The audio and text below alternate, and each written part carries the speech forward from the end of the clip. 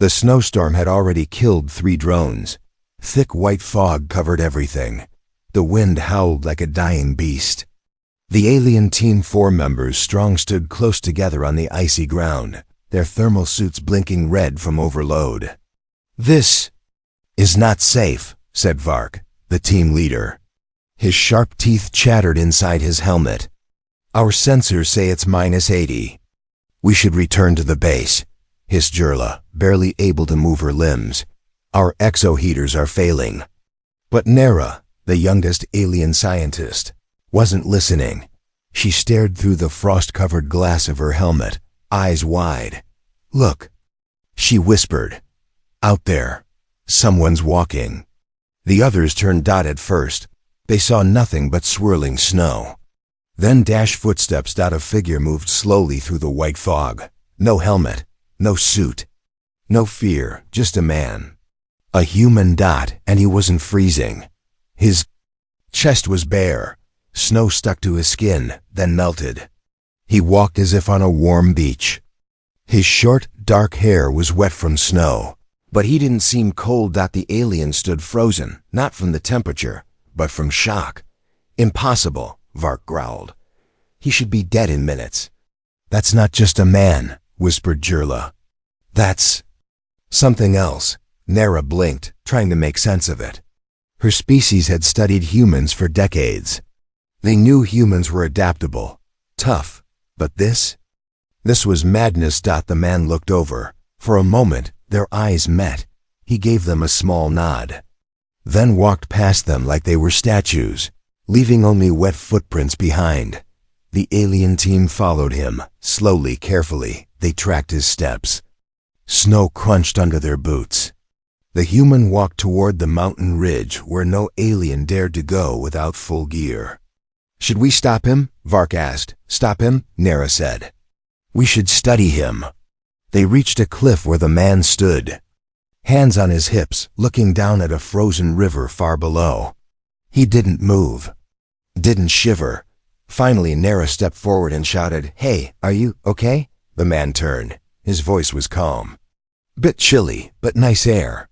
Nera's mouth dropped open. "Chilly?" "Yeah," he said with a grin.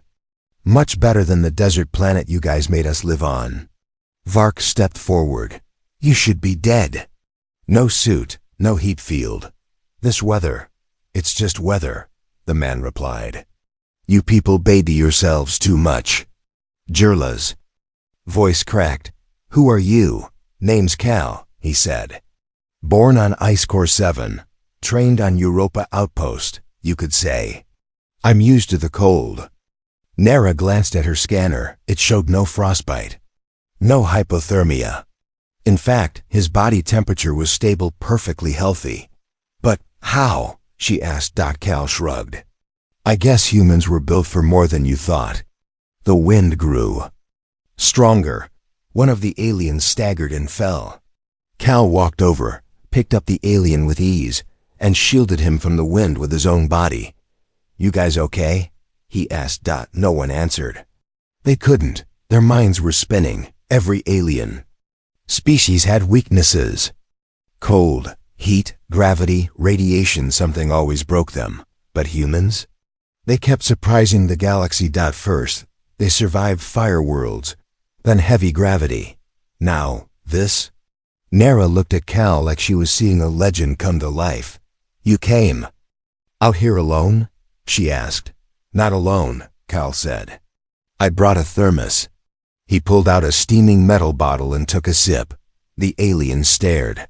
"Coffee," he said, offering the drink. None of them moved. He smiled again, wider this time. "You know," Cal said, "you came here to study human survival. Maybe it's time to stop watching from behind glass. Maybe it's time you felt what real survival looks like." Then he turned and walked deeper into the blizzard. This time, without hesitation, the aliens followed. Nera clutched her scanner tighter, her heart racing. She wasn't just following a man anymore. She was chasing the truth, one that would shake every alien world across the stars. And it all began with a single question. Why isn't he freezing? The sun was angry. It burned the cracked land below like a slow death. The air shimmered. Even machines shut down from overheating. Not even the wind moved. It was too hot to breathe. 3 alien scientists stood at the edge of the dry wasteland, wrapped in cooling suits, shaded under a force field. This area was marked unlivable, said Arichin, wiping his lens. No species can survive direct exposure here, replied Kira, adjusting her mask. Especially not soft-skinned humans. But they were wrong, because in the middle of that burning valley, under the open sun, 5 humans ran shirtl ESS laughing running. One of them even fell, rolled in the dust, and stood up again. They weren't dying, they were playing. The aliens froze, their temperature monitors spiking in disbelief. Zoom in. Kira whispered. The screen showed a human male sweating, but smiling. His muscles glistened under the fire like sun. He high-fived a younger woman. Both were barefoot. Both should be dead, but they looked alive, energetic. What is this madness? Arichin asked. They're not just surviving, Kira said slowly. They're enjoying it. Their science made no sense here. Every species had limits. Heat above 50 degrees Celsius should begin cell breakdown. But these humans were functioning at over 60 degrees Celsius. They had no shade, no cooling units, and still they laughed. Kira turned to the alien soldier beside her. Scan for environmental protection. No suits, no nano-cooling, no enhancements, just regular human bodies. Arichin whispered, They're monsters. No, Kira said. There's something else. She stepped closer, leaving the shield. Kira, what are you doing? Arichin shouted. I need to ask them, she said. I need to know how far they can go. She walked slowly across the hot ground, each step painful, even with her gear. But the humans noticed her. One man waved. Hey, you look like you're about to melt. Kira's voice cracked through the heat. How? How are you alive? The man laughed. Alive? Lady. This is a nice day. She collapsed to one knee. Her suit couldn't take it anymore. The cooling system buzzed weakly. Then she felt hands grab her gently, human. Hands, warm, rough, but full of strength. The man helped her up and handed her a bottle. Here, water, he said. She hesitated. It could be contaminated, but then she saw them drink from the same bottle. She drank. It was cool, real. I'm Kira, she gasped. Scientist from the Raval system. Cal, the man said. Survivor.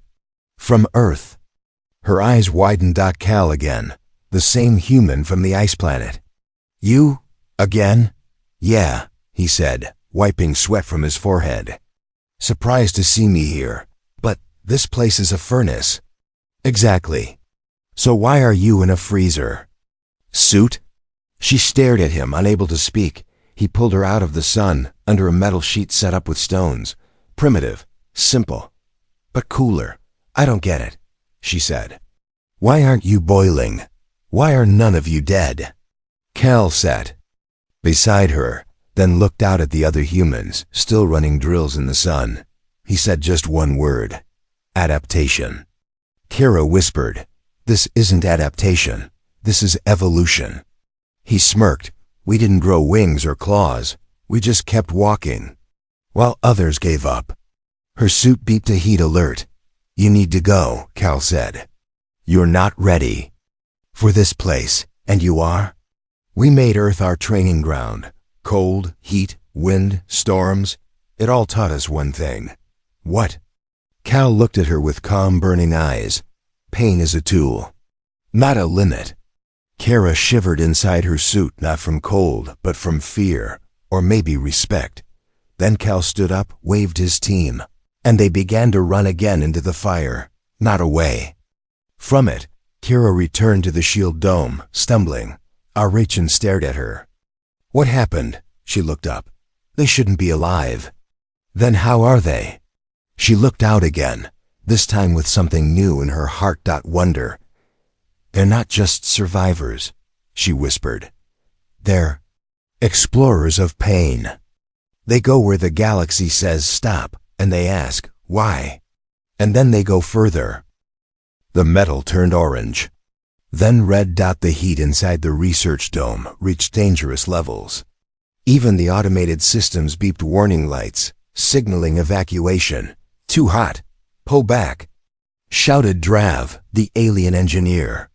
He stepped away from the testing platform, sweat dripping inside his armored suit. The machine on the platform glowed with extreme heat, its surface now hot enough to melt most organic tissue. "This is stupid," snapped Vela, the alien safety officer. "No creature can withstand this kind of thermal contact." "Let the human try," said the voice behind her. They turned. Cal stepped forward, already removing his gloves. "You said you wanted a demonstration," he said casually. "So here it is." Kira looked worried. "This isn't the same as walking in sunlight. This is industrial-grade plasma heat." Cal raised one eyebrow. "You think I don't know that?" Before they could stop him, he placed his bare hand. Directly on the glowing surface, there was a hiss, a sound like flesh meeting fire. The aliens gasped. Kira's heart jumped, but Cal didn't scream.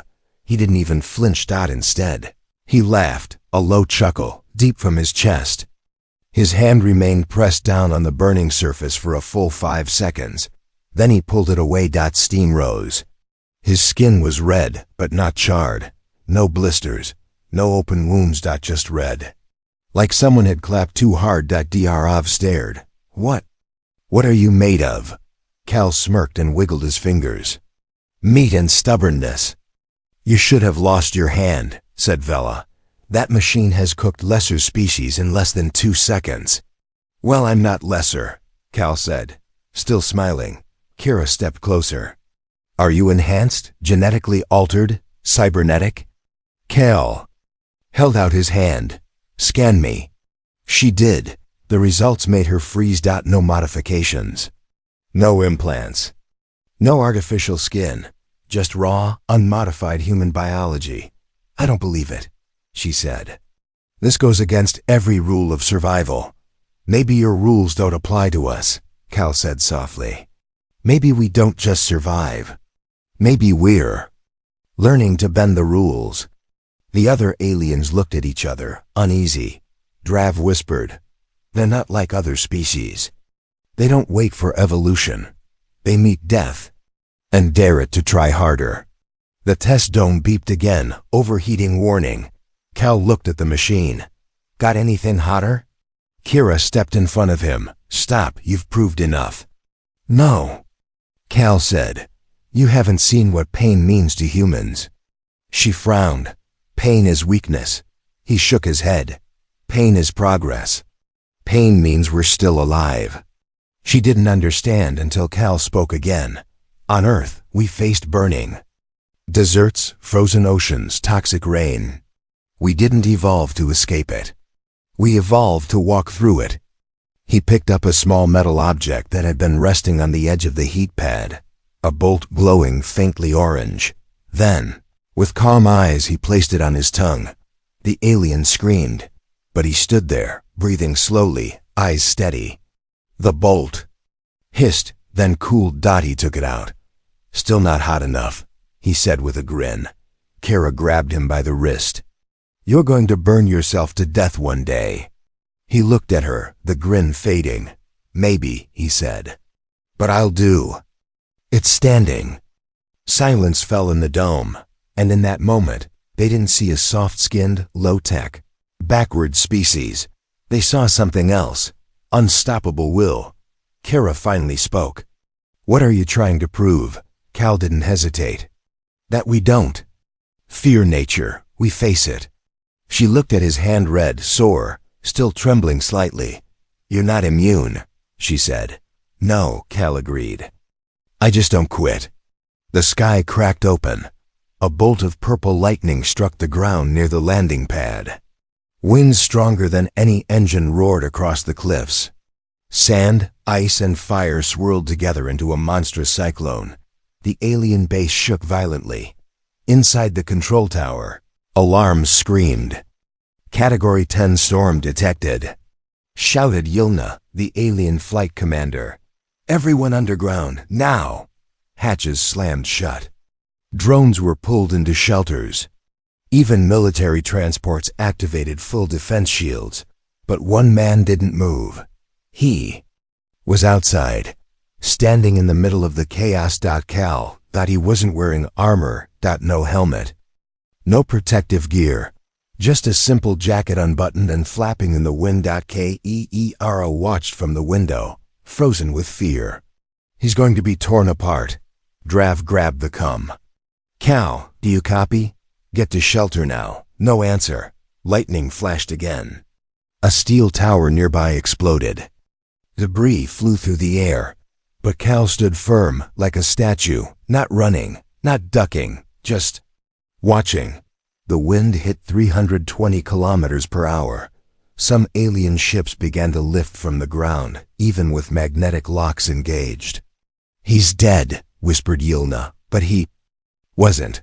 Kira gasped as she saw Cal raise one hand toward the sky. Was he reaching out? Or challenging it? Then came the impossible. A massive support beam, ripped from a ship, flew directly at him. The alien screamed. The screen went black. That's it, Drav said, voice trembling. He's gone. But seconds later, the camera rebooted, and Cal was still there. The beam had hit the ground beside him, but not him. Dust covered his face. His lip was bleeding, but he smiled. Kira's heart raced. How? She whispered. How is he not afraid? Drav stared. Does he not feel fear? No, Kira said. He feels it. He just walks through it. They watched as Cal slowly turned around, picked up a fallen flagpole, and planted it upright right into the middle of the storm. The flag fluttered in the violent wind, but didn't break. Neither did he. Later, after the storm passed and the skies cleared, the base opened. Again, teams rushed out to find survivors. Most ships were destroyed. Half the drones were gone. And Cal? He sat on a rock, sipping from his vented thermos. You all right? Kira asked, running to him. I've had worse, he said with a shrug. Worse? That was a multi-system cyclone. He looked up. That? We used to call those spring storms back on Earth. Her mouth fell open. Why didn't you hide? Cal looked toward the ruined landscape, now calm and quiet. Because storms are part of life, he said. You can hide from them. He looked back at her, eyes sharp. Or you can learn to stand still until they pass, Drav whispered. You weren't resisting the storm. You were becoming part of it, Cal nodded. Exactly. Kira sat beside him. For the first time, she didn't see him as strange. She saw him as something ancient. Something that refused to break. You planted a flag, she said softly. Yeah, Cal replied, to remind myself that fear won't plant roots if you don't let it. As the wind finally died down, the other aliens looked at the human, not as a test subject, not as a survivor, but as a guide. The glass looked innocent. Clear liquid, no smell, no color, no bubbles, but inside that drink was a toxin banned on 47 planets, deadly to every known species in less than 3 minutes, except humans. At least that's what they were.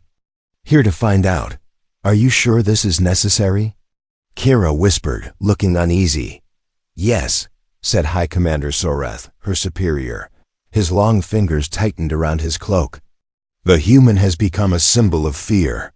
We must know his limits. You want to poison him? No, Soreth said coldly. I want to know if he survives it.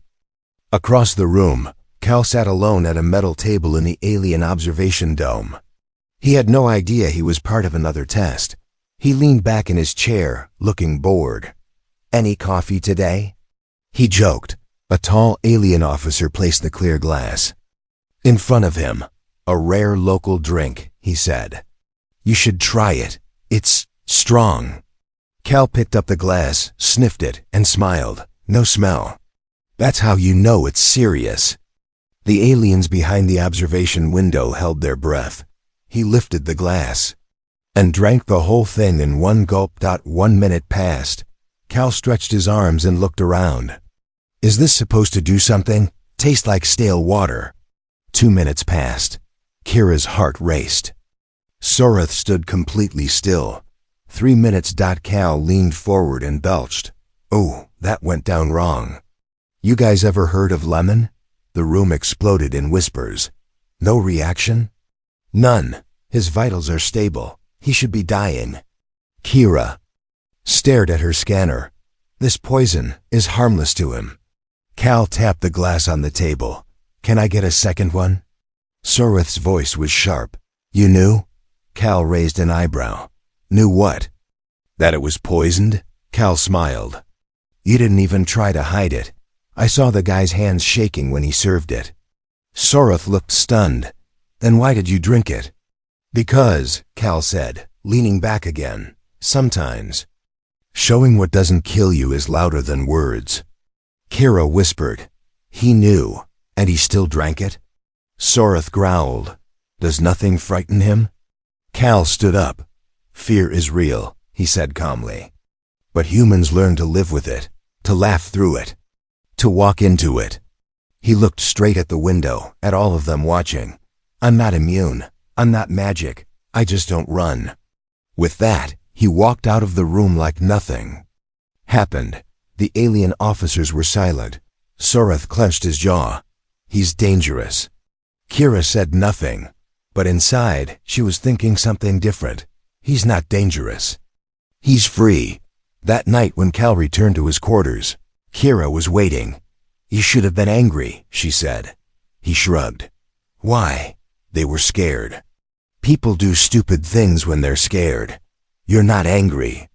You're not even mad they tried to kill you? Cal shook his head. I'm used to it, she frowned. That's sad. Cal looked at her for a long time. No, he said finally. That's just being human. Kira had touched hundreds of alien species before. Through gloves, through scanners, through machines, but never like this, never skin to skin, and never a human. She stood inside the medical chamber, watching Cal rest with his eyes closed. No wires, no monitors. Just him calm, still, quiet after weeks of heat, poison, storms, and pain. Her hands trembled. I need one clear reading, she whispered to herself. Direct contact, full scan. Outside the glass wall, her team watched. Use gloves, said Vark, but she shook her head. Scanners don't pick up what his body does. I need to feel it. Her hand reached out slowly, then touched his bare shoulder. And in that moment, everything changed. She gasped. His skin felt like fire and ice. At the same time, heat pulsed from one spot, while cold clung to another, not burning, not freezing, just alive. She pulled her hand back, staring at her own palm. No damage, no burn marks, but her fingers were tingling, like they'd just touched something ancient. Something untamed. Cal opened one eye. Didn't your parents teach you not to poke sleeping bears? He said with a lazy smile. Kira stepped back. You're regulating your body temperature. He sat up slowly. That's what we call sweating and shivering. No, she said. This is something else. You're doing both at once. I felt it. He tilted his head. Did you? Her voice dropped. It was like touching a star wrapped in ice. Cal chuckled. You sound like a poet. Kira walked over, serious now. You're not normal, not even by human standards. Cal looked down at his hands. Maybe, but I never wanted to be. What do you mean? He stood up, walked to the window, and looked out at the alien city beyond. Clean, perfect, cold. Where? I grew up, he said. We didn't have perfect suits or climate control.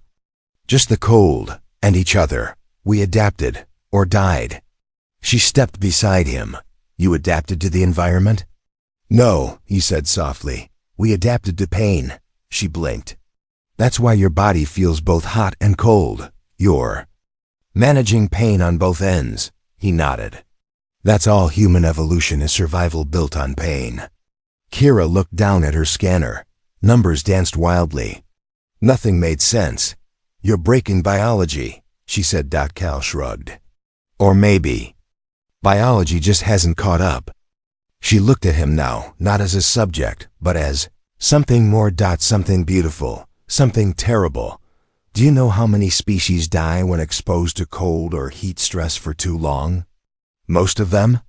Cal guessed. Yes, she said. And yet, you walk between both. You're a paradox. A walking contradiction, Cal smiled. That's just another word for being human. She reached out again, this time slowly, without fear. And again, her fingers met his skin. Warm, cold, strong, and trembling just slightly. You're still human, she said softly. And that's enough, he replied. Outside, the others watched in silence. No one spoke, because something had changed, not in Cal, but in Kira. She no longer wanted to study him. She wanted to understand him. The airlock hissed open. Beyond it was nothing. No air. No sound. Just open space. Pure void. No alien had ever dared step outside the observation ring without a reinforced exosuit. The radiation alone could cook blood in seconds. And the pressure? It would tear the lungs apart. But Cal stood at the edge wearing nothing but a light suit with no helmet. He looked over his shoulder. You ready? He asked. Kira's voice cracked. That's a death sentence. Cal smiled. Only if you believe you're fragile. Because you are. Not today, he said, and took a step forward, into the vacuum. Kira ran to the glass wall, eyes wide. He's going to explode. But he did in single quotes. He stood calmly outside, on the platform, floating in silence. No panic, no shaking, just breathing. Her scanner beeped. No oxygen detected. But his heart rate is steady. How is this possible? Vark muttered. He should be unconscious, or worse. They watched as Cal reached down and removed his gloves. Then he spread his arms wide, like a man embracing the stars. Kira whispered, He's not resisting space. He's becoming part of it. Minutes passed. Still no death. Still no signs of weakness. And then, to their complete shock, he walked back. The chamber sealed behind him with a slow hiss. His lips were blue, his skin pale. But his eyes? Alive, focused, burning. No words at first. Just a deep inhale. Then a single sentence. That was beautiful. The room was silent. Kira couldn't move. She had just watched a human walk through death and return. What did you feel? She asked quietly. Cal thought for a moment. Freedom, he said, out there. Everything is silent, pure. It doesn't care if you're weak or strong. It just is. So I had to become more. You could have died, she said. Then it would have been a good death. Kira stepped forward. Why do you keep doing this? The heat, the cold, the poison, now space? Because you're all watching, Cal said, locking eyes with the other aliens. Because the galaxy thinks humans are fragile. Cute, soft. He raised a finger, but we're not. We're what happens when life refuses to give up. He pointed toward the stars. You think you've mapped everything, but there's still wildness out there. And humans are born for the wild. Then he turned to leave, but Kira took one step forward. And whispered, Take me with you. He paused. The others gasped. I want to walk into the void too, she said. Not because I think I'll survive. She looked into his eyes. But because I want to learn how to survive. Cal gave her a small, warm smile, then offered his hand, and she took it. No more fear, just belief. And as the airlock opened once more, two figures stepped into the void. Not just human and alien, but something new. The future.